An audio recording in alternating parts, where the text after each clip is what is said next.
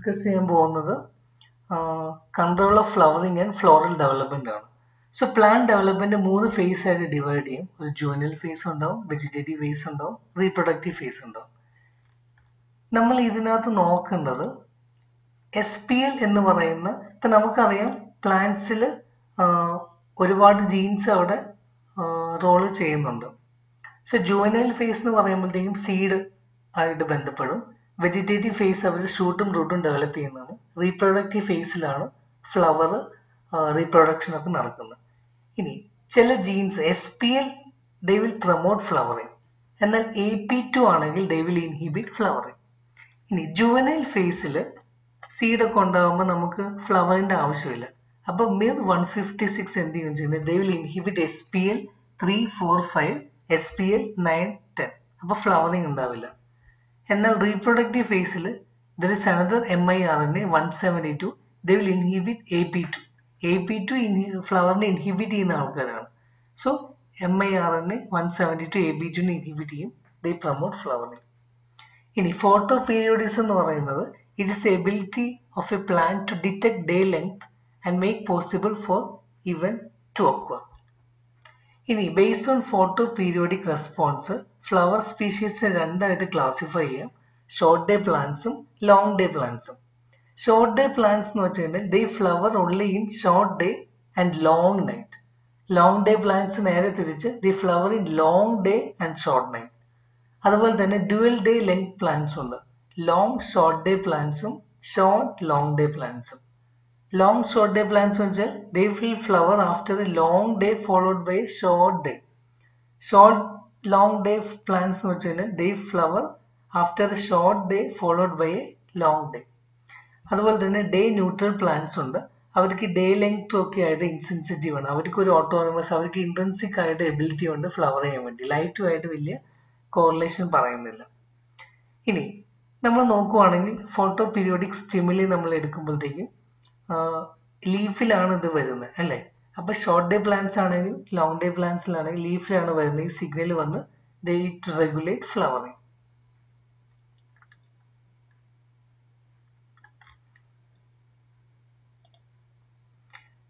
ഇനി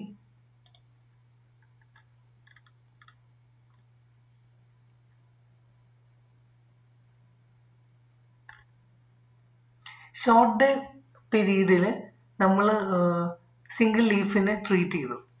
okay, remaining പാർട്ടിന് നമ്മൾ long ഡേയുടെ എക്സ്പോസ് ചെയ്ത് കഴിഞ്ഞാൽ ഈ സിഗ്നല് ഷൂട്ട് എപെക്സ് വന്ന് ഫ്ലവർ ചെയ്യും. ഷോർട്ട് ഡേ പ്ലാന്റ്സിൽ ഒരു there is A critical dark period.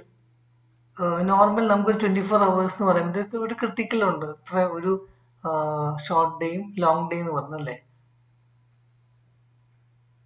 അപ്പം ഈ ഷോർട്ട് ഡേ ഫ്ലവേഴ്സ് എന്ന് വെച്ചാൽ they will flower only when critical dark period exceed. കൂടുതൽ ഡാർക്ക്, നോർമൽ ഡാർക്കിനേക്കാൾ കൂടുതൽ ഡാർക്ക് കിട്ടിയാൽ മതി ഷോർട്ട് ഡേ പ്ലാന്റ്സ് വരുള്ളൂ. ഒരു എക്സ്പെരിമെന്റ് നോക്കാം.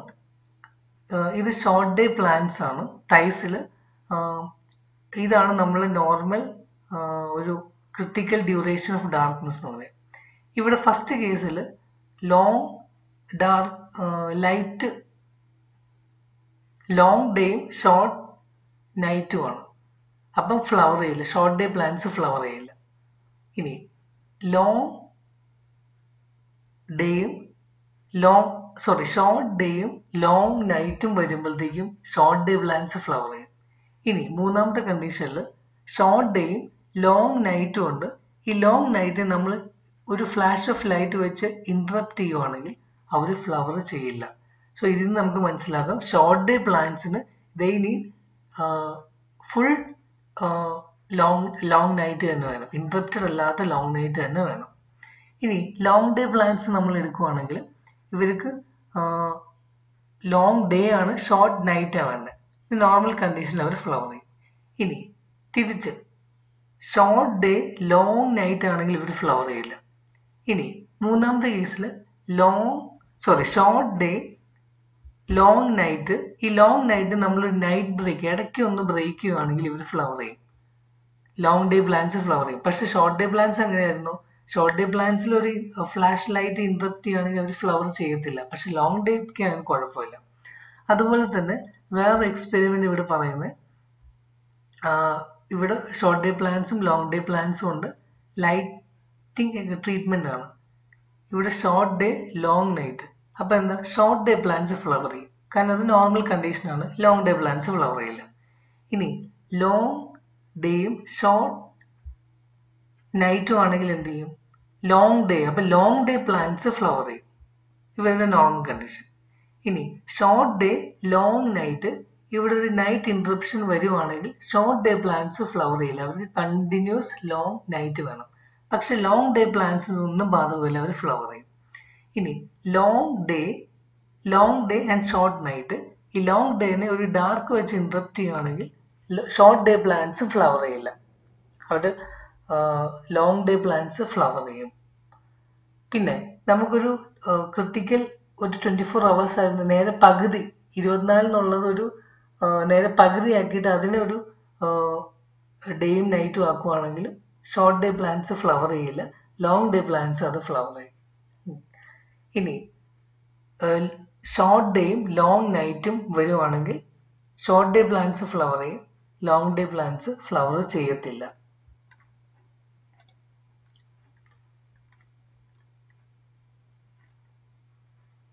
ഇനി നമുക്ക് മോളിക്കുലർ ബേസിസ് ഓഫ് ഫ്ലവറിംഗ് നോക്കാം. മോളിക്കുലർ ബേസിസ് ഓഫ് ഫ്ലവറിംഗ് ചെയ്യുന്നതിന് മുമ്പ് കോൺസ്റ്റന്റ് mRNA എന്താണെന്ന് അറിയാം. കോൺസ്റ്റന്റ് mRNA എന്ന് വെച്ച് കഴിഞ്ഞാൽ it is a transcription activator for flower locus T. ഇനി FT എന്ന് പറഞ്ഞാൽ ഫ്ലവറിംഗ് ലോക്കസ് ടി ആണ്, ഫ്ലോറൽ സിഗ്നലിന് വേണ്ടിയിട്ടുള്ള ഇതാണ്. ഇനി അറാബിഡോപ്സിസ് എന്ന് പറയുന്ന ഒരു ലോങ് ഡേ പ്ലാന്റ് ആണ്. ഈ അറാബിഡോപ്സിസിൽ ഷോർട്ട് ഡേ വന്നാലും ലോങ് ഡേ വന്നാലും എങ്ങനെയാണെന്ന് നമുക്ക് നോക്കാം. അപ്പൊ അറാബിഡോപ്സിസ് ലോങ് ഡേ പ്ലാന്റ് ആണ്, അവർക്ക് ലോങ് ഡേയിൽ മാത്രമേ അവർ ഫ്ലവർ ചെയ്യുള്ളൂ, ഷോർട്ട് ഡേയിൽ ഫ്ലവർ ചെയ്യത്തില്ല. എന്താന്ന് വെച്ചാൽ ഷോർട്ട് ഡേയിൽ ഫൈറ്റോക്രോം ബി ആക്ടിവേറ്റഡ് ആവും. ഫൈറ്റോക്രോം ബി എന്ത് ചെയ്യും, they will degrade constant mRNA. Constant mRNA എന്താണ്, it is a transcription activator of flower locus T. അപ്പൊ ഫ്ലവർ ലോക്കറ്റ്സ് കുറയും, ഫ്ലവറിംഗ് ഉണ്ടാവില്ല. എന്നാൽ അറാബിഡോപ്സിസ് ലോങ് ഡേ പ്ലാന്റ്സ് ഉണ്ട്. ലോങ് ഡേ പ്ലാന്റ്സിൽ ഫ്ലവർ ചെയ്യാൻ കാര്യം വെച്ചാൽ ലോങ് ഡേ പ്ലാന്റ്സിൽ ഫൈറ്റോക്രോം എയും ക്രൈറ്റുവും ആക്ടിവേറ്റഡ് ആവും, ദെൻ കോൺസ്റ്റന്റ് mRNA സ്റ്റേബിൾ ആവും, ഫ്ലവർ ലോക്കസ് ടി ആക്ടിവേറ്റ് ചെയ്യും, ഇറ്റ് ഇൻഡ്യൂസ് ഫ്ലവറിംഗ്. അതുപോലെ തന്നെ റൈസ് ഒരു ഷോർട്ട് ഡേ പ്ലാന്റ് ആണ്. ഷോർട്ട് ഡേ പ്ലാന്റ് ആകുമ്പോഴത്തേക്കും ഷോർട്ട് ഡേയിൽ അവർ ഫ്ലവർ ചെയ്യും, ലോങ് ഡേയിൽ ഫ്ലവർ ചെയ്യത്തില്ല.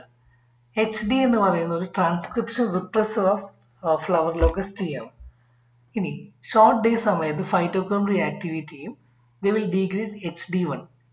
HD1 ഡീഗ്രേഡ് ചെയ്യുമ്പോഴത്തേക്കും എന്താ സംഭവിക്കുക, ഫ്ലവർ ലോക്കസ് HDA3 ആക്ടിവേറ്റഡ് ആവും, ഫ്ലവർ ലോക്കസ് ടി ആക്ടിവേറ്റ് ആവും, ഫ്ലവർ ചെയ്യും. ലോങ് ഡേ സമയത്ത് ഫൈറ്റോക്രോം എയും ക്രൈറ്റുവും ആക്ടിവേറ്റ് ചെയ്യും, സോ HD1 സ്റ്റെബിലൈസ് ചെയ്യും. സോ HD1 ട്രാൻസ്ക്രിപ്ഷൻ റിപ്രസർ ആണ്, സോ HD3 ഇൻഹിബിറ്റ് ചെയ്യും, ഫ്ലവർ ചെയ്യത്തില്ല. ഇനി നമ്മൾ നേരത്തെ പഠിച്ചിട്ടുണ്ട് ക്രിപ്റ്റോക്രോം 2 ആണ് ഫ്ലവറിങ്ങിന് വേണ്ടിയിട്ട് വേണ്ട ഒരു സാധനം. സോ എങ്ങനെയാണ് ക്രിപ്റ്റോക്രോം ഫ്ലവർ ചെയ്യുക എന്ന് നോക്കിക്കഴിഞ്ഞാൽ ക്രിപ്റ്റോക്രോം 2 will combine with a transcription factor CIB1, എന്നിട്ട് CIB1 പ്രൊമോട്ടർ ഓഫ് FT കൂടെ FTനെ ഫ്ലവർ ലോക്കസ് ടീനെ ട്രാൻസ്ക്രൈബ് ചെയ്ത് ഫ്ലവർ ചെയ്യും. ഇനി ക്രിപ്റ്റോക്രോം 2 മാത്രമാണെങ്കിൽ ദേ will inhibit ELF3, early flowering 3 inhibit ചെയ്യും. സോ ഫൈറ്റോക്രോം അവിടെ ആക്റ്റീവായിട്ട് ഫൈറ്റോക്രോം ബി ആക്റ്റീവായിട്ട് ഫ്ലവറിങ്ങിനെ ഇൻഹിബിറ്റ് ചെയ്യും. ഇനി there are various factors that control flowering. 4 എണ്ണമുണ്ട്: day length, vernalization, circadian rhythm and hormones. Day length എന്ന് പറയുന്നത് quality, quantity, intensity of light ഒക്കെ വരുന്നതാണ്. സോ ലോങ് ഡേ വരുമ്പോഴത്തേക്കും കോൺസ്റ്റന്റ് mRNA സ്റ്റെബിലൈസ് ആവും. ഇനി കോൺസ്റ്റന്റ് mRNA സ്റ്റെബിലൈസ് ചെയ്യുമ്പോഴത്തേക്കും FT കമ്പാനിയൻ സെൽസിൽ FT ട്രാൻസ്ക്രൈബ് ചെയ്യും. അതിൻ്റെ ഒരു പിക്ചർ ഇതിനകത്തുണ്ട്.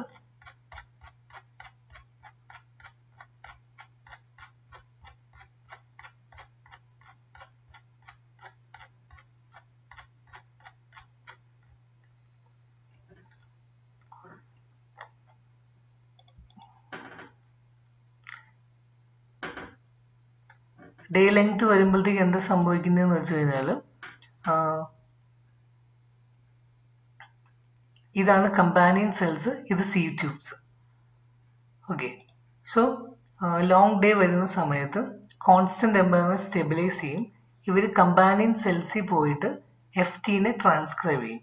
ഈ FT കമ്പാനിയൻ സെൽസിൽ നിന്ന് സീഡ് ട്യൂബിലേക്ക് പോകും with the help of FTIP1.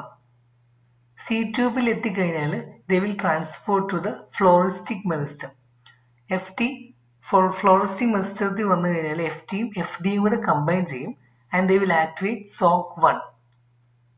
SOC1 എന്ത് ചെയ്യുമെന്ന് വെച്ചാൽ ദേ വിൽ ആക്ടിവേറ്റ് ലീഫി. അതുപോലെ തന്നെ ഈ FD കമ്പൈൻ ചെയ്യുമ്പോഴത്തേക്കും AP1 ആക്ടിവേറ്റഡ് ആവും.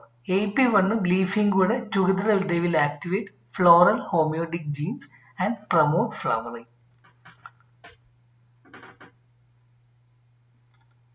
ഇനി വെർണലൈസേഷൻ എന്ന് വെച്ച് കഴിഞ്ഞാൽ കോൾഡ് ട്രീറ്റ്മെന്റ്സ് ഫ്ലവറിങ്ങിനെ പ്രൊമോട്ട് ചെയ്യും. കോൾഡ് സമയത്ത് ആക്ടിവേറ്റ് ചെയ്യുന്ന 2 പ്രോട്ടീൻസ് ആണ് Win3, vernalization insensitive 3 and VRN12. So normally FLC flowering locus നെ ആക്ടിവേറ്റ് ചെയ്ത് SOC-നെ ഇൻഹിബിറ്റ് ചെയ്യുക ചെയ്യുന്നത്. ഇനി വെർണലൈസേഷൻ വരുമ്പോഴത്തേക്കും Win3യും VRN12ഉം they will inhibit FLC and SOC activate ചെയ്ത് ഫ്ലവറിംഗ് സംഭവിക്കും. ഇനി സർക്കാഡിയം റിതവും ഈ ഫ്ലവറിംഗ് ആയിട്ട് റിലേഷൻ ഉണ്ട്. 2 സർക്കാഡിയം പ്രോട്ടീൻസ് ആണ് LHYയും CCA ഡേ പ്രോട്ടീൻസ്, പിന്നെ നൈറ്റ് പ്രോട്ടീൻസ് TICTOP. LHY എന്ന് വെച്ചാൽ ലേറ്റ് ഹൈപ്പോകോട്ടൈൽ, CCA എന്ന് വെച്ചാൽ circadian clock associate, tic time for copy, time for cab എന്ന് പറയുന്നത്. ഇനി LHCയും CCAയും എന്ത് ചെയ്യും, ജൈജാൻഷ്യൻ ആക്ടിവേറ്റ് ചെയ്യും. ഇനി they will stabilize constant mRNA. FT get activate from the companion cells and it will move to the seed tubes with the help of FTIP1 and by reaching to the floristic meristem it will combine with FTFD will activate SOC1, activate epitale1, leafy രണ്ടും കൂടെ വന്ന് flower ചെയ്യുന്നു. ഇനി hormonal regulation, ഗിബർലിക് acid GAMIB എന്ന് പറഞ്ഞ transcription ലീഫിയുടെ transcription ഫാക്ടറാണ്. So leafy അവിടെ produce ചെയ്യുന്നു, ലീഫിയും എപ്പിറ്റാലിയും ഫ്ലവറിങ്ങിനെ പ്രൊമോട്ട് ചെയ്യുന്നു.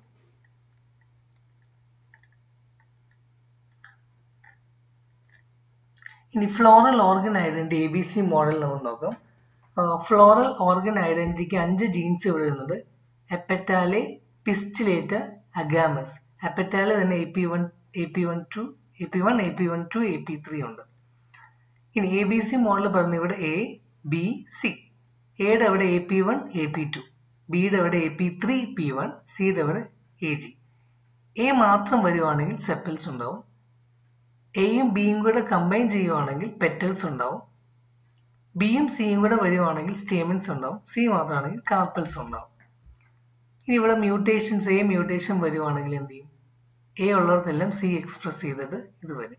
അപ്പൊ ഇത് ഓർക്കാൻ വേണ്ടി സെപ്റ്റിസ്റ്റാക്ക എന്ന് ഓർക്കുക. അപ്പൊ ഇത് പഠിക്കുവാണെങ്കിൽ നമുക്കിതെല്ലാം പറ്റും. ഇനി ABCE മോഡലുണ്ട്. ഇതൊരു ക്വാഡ്രൻ മോഡലാണ്, 4 എണ്ണം കൂടിയാണ്. അപ്പൊ ഇവിടെ A, B, C, Eയും കൂടെ വരുന്നുണ്ട്. A എന്ന് പറഞ്ഞാൽ AP1 മാത്രമേ ഉള്ളൂ, B AP3 pistillata, C agamous, E sepallata. So A മാത്രം വരുവാണെങ്കിൽ സെപ്പൽ ഉണ്ടാവും.